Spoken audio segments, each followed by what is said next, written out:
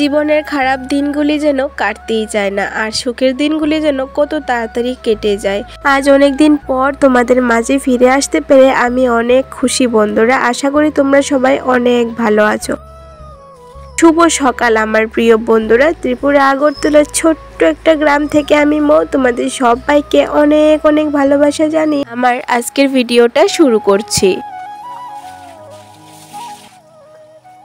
জানো তো বন্ধুরা, শরীর খারাপ থাকার পরও কিন্তু আমি আজকে অনেক সকালবেলা ঘুম থেকে উঠেছি। ওই ধরো 4:30টার দিকে ঘুম থেকে উঠেছি। বাসি কাজগুলি তো করে নিচ্ছি, তার মধ্যে কিন্তু পিছনের যে গামলাটা আছে এটাও পরিষ্কার করে চলে আসলাম, কারণ জল যেহেতু এখনও আসেনি, জল আসার আগে পরিষ্কার করে নিলে ভালো জলটা আর কি গামলায় যাবে। তারপর ঘরে চলে আসলাম। এত সকাল যদিও কোনোদিন রান্না করি না, এখনও প্রায় 5টা কি 5:30 এরকমই হবে বাজে। সকালবেলা রান্না করে নিচ্ছি, ভাত আর আলু সেদ্ধ দিয়ে দিচ্ছি। একটা কাটিতে করে আলু গেঁথে আমি সেদ্ধ করি। তোমরা তো সবাই জানো, যখন আমি ভাতের সঙ্গে আলু সেদ্ধ করি যাতে খুঁজে পেতে সুবিধা হয় আর কি। আর সাইডে কালকে রাতের মাংস তরকারি ছিল, ওইগুলিকে গরম করে নিচ্ছি। বন্ধুরা, তোমরা তো আগের ভিডিওতে দেখেছিলে আমার 2টা ভাই এসেছিল। ওরা না একটা দরকারে এসেছিল। আজকে সোমবার আর ওদের আজকে পরীক্ষা আছে। আমাদের বাড়ি থেকে প্রায় 2-2.5 ঘন্টা যেতে হবে দূরে। তাই কিন্তু সকাল সকাল ঘুম থেকে উঠে রান্নাটা বসিয়ে দিলাম। আর এখন গেলে আস্তে আস্তে প্রায় বিকেল হয়ে যাবে।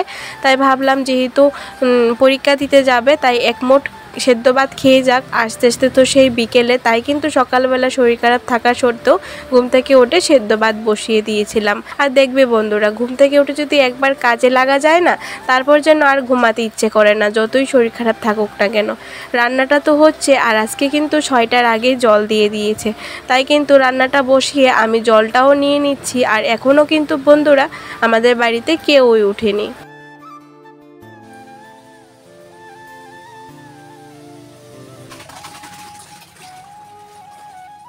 আমার নতুন বন্ধু, পুরনো বন্ধু, তোমাদের সবার কাছে আমার একটা ছোট্ট অনুরোধ, তোমরা কে কোন জায়গা থেকে ভিডিওটা দেখছো অবশ্যই কিন্তু কমেন্ট করে জানাতে ভুলবে না গো, যাতে আমিও জানতে পারি আমার বন্ধুরা কত দূর দূরান্ত থেকে আমার ভিডিওটা দেখছো।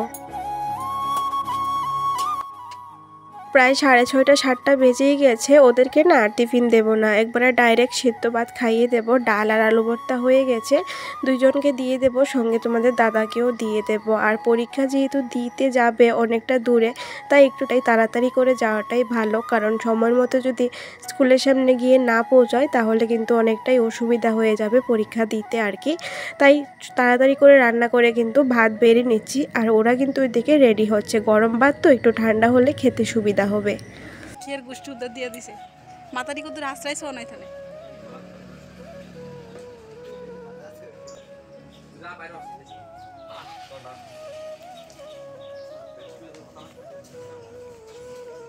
জানো তো বন্ধুরা, অনেক বড় একটা টেনশন মাথা থেকে নামলো। যেদিন থেকে ওরা আসবে শুনেছি সেদিন থেকে মাথায় একটা টেনশন, যে আমি ঠিক মতো ঘুম থেকে উঠে ওদেরকে একটুখানি ভাত খাইয়ে দিতে পারবো কি না। তো যাক, ঠাকুরের আশীর্বাদে সবটাই সম্পূর্ণ হয়েছে। আর তোমাদের দাদাই কিন্তু ওদেরকে নিয়ে যাবে। ওরা চলে যাওয়ার পর আমি কিন্তু আমার সংসারের কাজে লেগে পড়লাম। তো চলো বন্ধুরা, সংসারের কাজগুলি করতে করতে তোমাদের সুন্দর সুন্দর মিষ্টি মিষ্টি কমেন্টের উত্তর দেই। বন্দনা ব্লগস থেকে দিদিভাই কমেন্ট করেছে, তোমার পুরো ভিডিওটা দেখে নিলাম, অনেক ভালো লাগলো। বলেছিলাম না বোন, ঠাকুরের ওপর বিশ্বাস রাখো, সব ঠিক হয়ে যাবে।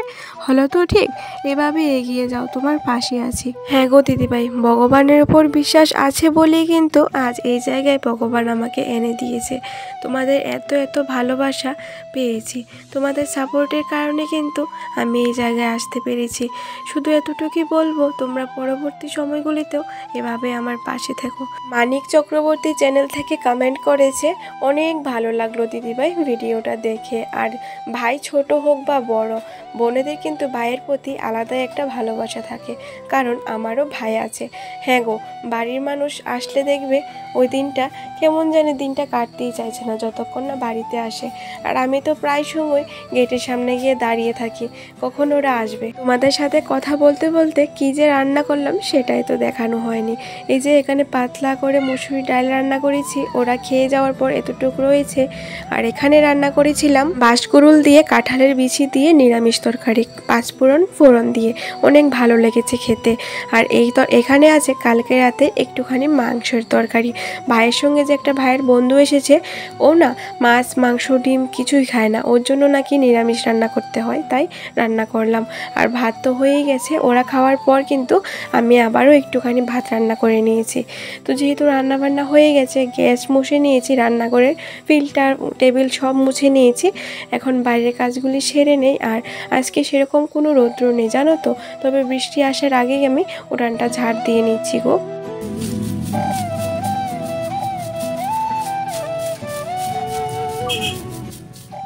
বন্ধুরা, তোমরা যারা এখন পর্যন্ত আমার ভিডিওটার সাথে আছো, তোমাদের সবাইকে অনেক অনেক ভালোবাসা জানাই গো। আর যারা এই প্রথমবার আমার ভিডিওটা দেখছো, অনুরোধ করব যদি আমার ভিডিওটা একটু হলেও তোমাদের ভালো লাগে, অবশ্যই চ্যানেলটা সাবস্ক্রাইব করে আমার পাশে থেকে যেও। আর যারা আগে থেকে আমার চ্যানেলটা সাবস্ক্রাইব করে রেখেছো, তোমাদেরকেও অনেক অনেক ভালোবাসা জানাই গো। আর এখন কিন্তু অনেক নতুন নতুন বন্ধুরা আসছো, সুন্দর সুন্দর কমেন্ট করছো, তবে সব কমেন্ট তো আর এক ভিডিওতে বলা হয় না, কেউ রাগ করো না গো। তোমাদের সঙ্গে কথা বলতে বলতে আমি কিন্তু বিছানাটা গুছিয়ে চলে আসলাম মেয়েটাকে স্নান করাতে, কারণ এই টুকটাক কাজ করতে করতে কিন্তু প্রায় 12টা বেজে গেছে। আর আমি কিন্তু 12টার মধ্যেই মেয়েটাকে খাইয়ে দাইয়ে স্নান করিয়ে ঘুম পাড়ানোর চেষ্টা করি। আর ওর যদি একটু টাইম এদিক ওদিক হয় না, দুপুরবেলা একদমই ঘুমাতে চায় না। অনেক সকাল ঘুম থেকে উঠেছিলাম, তো ওই ধরো সকাল 4:30টার দিকে উঠেছিলাম। তো দুপুরে মেয়েকে খাইয়ে দিয়ে ঘুম পাড়াতে গিয়ে আমিও ঘুমিয়ে গেছি, বলতেই পারি না কখন যে ঘুমিয়ে গেলাম। অনেক কয়টা কাজ আছে, এগুলি সারতে হবে। ভেবেছিলাম মেয়েটাকে ঘুম পাড়িয়ে করব, তবে ওই যে সকালে উঠেছিলাম বলে আমিও ঘুমিয়ে গিয়েছিলাম। বেশি না, ওই আধ ঘন্টার মতো ঘুমিয়েছি। তো মেয়ে এখনও ঘুমাচ্ছে, মাও ঘুমাচ্ছে। তো এখন আমি যেহেতু উঠে গেছি বন্ধুরা, এখন বিকালের কাজগুলি করে নেব। আর তো চলো, এখন যেহেতু শরীরটা ভালো লাগছে, এখন বিকেলে কাজগুলো করি। আর তোমাদের সবাইকে অনেক অনেক ভালোবাসা জানাই গো, আমার পুরো ভিডিওটার সাথে থাকার জন্য নো স্কিপ করে। আর অনুরোধ করব বাকি সময়টাও এভাবে আমার পাশে থেকো। তো চলো, কথা বলে সময় নষ্ট না করে কাজগুলি করি মেয়ে ঘুম থেকে ওঠার আগে। জীবনে এগিয়ে যাওয়ার রাস্তা কেউ করে দেয় না, নিজেকেই করে নিতে হয়। কারণ এই সমাজে কেউই কাউকে উপরে ওঠার সুযোগ দেয় না। হ্যাঁ গো বন্ধুরা, নিজেই যদি একটু রিস্ক নিয়ে নিজের পায়ে দাঁড়ানোর একটু রাস্তা না বের করো, তাহলে কেউ তোমাকে সাহায্য করতে আসবে না। আর এই কঠিন দুনিয়ায় একটা বাস্তব কথা যেটা হলো, টাকা ছাড়া তোমাকে কেউই ভালোবাসবে না, সেটা বাবার বাড়ি হোক বা শ্বশুর বাড়ি। আর আমি মনে করি প্রত্যেকটা মেয়ের নিজের পায়ে দাঁড়ানো খুবই প্রয়োজন, নিজের জন্য না হোক তার সন্তানের জন্য। জানো তো বন্ধুরা, এই সমাজে কিছু মানুষ আছে, বলতে পারো নিজেরই কাছের মানুষ কিছু, তোমাকে কোনোদিনই উপরে ওঠার সুযোগ দেবে না। উপরে উঠতে চাইলেও তোমার পা ধরে টেনে নিচে নামিয়েই দেবে। ওরা সব সময় খারাপই চাইবে, কোনোদিনই তোমার ভালো দেখতে চাইবে না। আর পরনিন্দা পরচর্চা তো করেই যাবে তোমার পিছন পিছন। আর আমি মনে করি নিজে ভালো থাকলে, নিজের কাজটা সৎ থাকলে, অবশ্যই ভগবানের উপর ভরসা রেখে এগিয়ে যাও, অবশ্যই ভগবান একদিন সফলতা তোমার কাছে এসে দৌড়া দেবে। জানো তো বন্ধুরা, কোনো কাজেই কষ্ট না করে সফলতা পাওয়া যায় না, প্রত্যেকটা কাজের পিছনেই কঠোর পরিশ্রম আর চোখের জল থাকতে লাগে।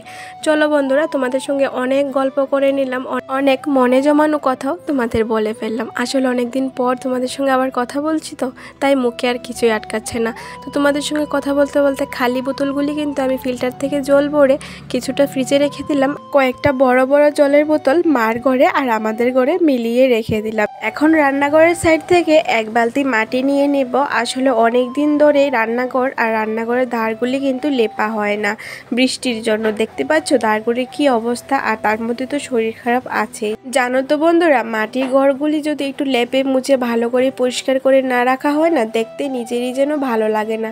দেখেছো কি পরিমাণ আগাছা হয়ে গেছে, বৃষ্টির দিন তো যেখানে সেখানে উঠছে আর কি। তো যেহেতু এই জায়গাটা লিপবো, তাই আগে আগাছাগুলি তুলে নিলাম। আর এই জায়গাটা দেখো পুরোটাই ধার ভেঙে দিয়েছে ছাগলে, তাই কিন্তু বন্ধুরা আগে এই জায়গাটা ভালো করে মাটি দিয়ে ঠিক করে নেব, তারপর পুরো ধারগুলি লিপে নেব। আমার কথা শুনে তো বুঝতেই পারছো বন্ধুরা, আমার শরীর কিন্তু এখনও ভালোভাবে ঠিক হয়নি, কিন্তু বিশ্বাস করো এই কয়েকটা দিন যে তোমাদের সঙ্গে ভিডিও শেয়ার করতে পারিনি, অনেক মন খারাপ হয়েছে, তোমাদেরকে অনেক মিস করেছি। আমি আগেও বলেছিলাম বন্ধুরা, আমি 6-7 মিনিট 8-9 মিনিট ভিডিওতে তোমাদের সঙ্গে শুধু কাজকর্ম শেয়ার করি না, আমার অনেক মনের কথা তোমাদের সঙ্গে শেয়ার করি। আর সারাদিনে তোমাদের এত সুন্দর সুন্দর মিষ্টি মিষ্টি কমেন্ট দেখেই কিন্তু দিন শেষে আমার মুখে হাসি ফোটে। তাই দেখোই না, একটু শরীর ভালো হতে না হতে আবারও তোমাদের মাঝে ফিরে এসেছি। মায়ার বাঁধনটা অনেকটাই খারাপ জিনিস গো, তোমাদের সঙ্গে কথা না বলতে পারলে আমার সত্যি অনেক খারাপ লাগে। আর তোমরাও কিন্তু আমাকে অনেক অনেক ভালোবাসা দাও সুন্দর সুন্দর কমেন্টের দ্বারা। রিয়া দেবনাথ চ্যানেল থেকে কমেন্ট করেছে, দিদিভাই আমিও ত্রিপুরা থেকে দেখছি, আমার বাড়ি ত্রিপুরা বেলুনিয়াতে, তোমার বাড়ি কোথায় বলবে? আমার বাড়ি ত্রিপুরা আগরতলায় জিরানিয়ায়। আশা করি তুমি যেহেতু ত্রিপুরার, এই জায়গাটা তুমি ভালো করেই চিনবে। আর তোমাকে অনেক অনেক ভালোবাসা জানাই গো বোন বা দিদিভাই, আমার পরিবারে আসার জন্য আর এত সুন্দর একটা কমেন্ট করার জন্য। জানো তো বন্ধুরা, তোমাদের এত সুন্দর সুন্দর কমেন্ট আর ভালোবাসাই কিন্তু আমাকে বারবার তোমাদের মাঝে ফিরে আনে।